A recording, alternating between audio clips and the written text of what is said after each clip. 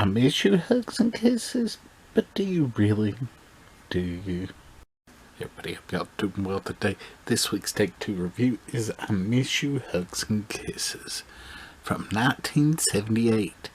It's pretty much me and anybody else that's been collecting the video nasties, the band movies, from the UK in the 80s.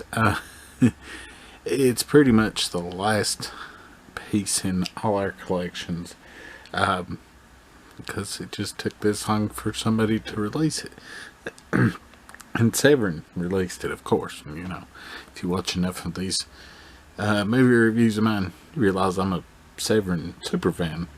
But I Miss You, Hugs and Kisses is about this couple. The husband, he's from Hungary, and he'd left Hungary when the communists started taking over in the 50s. He ends up in Canada, and he ends up marrying this model, and they have a little girl, and all this hunky-dory shit.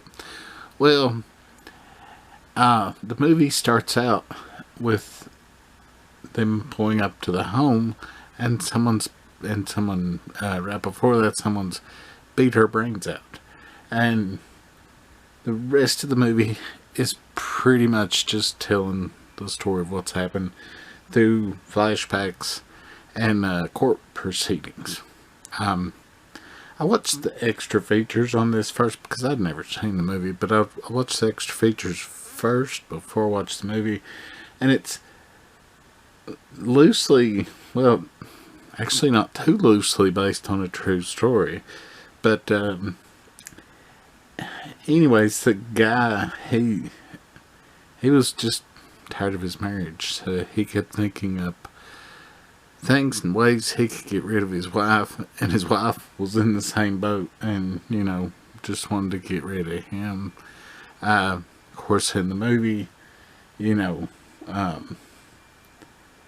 she's dead, and I guess in real life she's dead as well, but in the movie, she's dead, and they go to court. And it's, for a video nasty, it's it's got a little gore, nothing outrageous. I mean, her dead body that they show in one part looks so, it's just an old 70s cornstarch blood and a mannequin. I mean, it's so just utterly unbelievable. Only the cops that persecuted the video nasties would persecute this film for that. Now, there is some sex, nudity, and adult themes, and back when they were doing all that with the video nasties, it was to protect the children, because of course protect the children.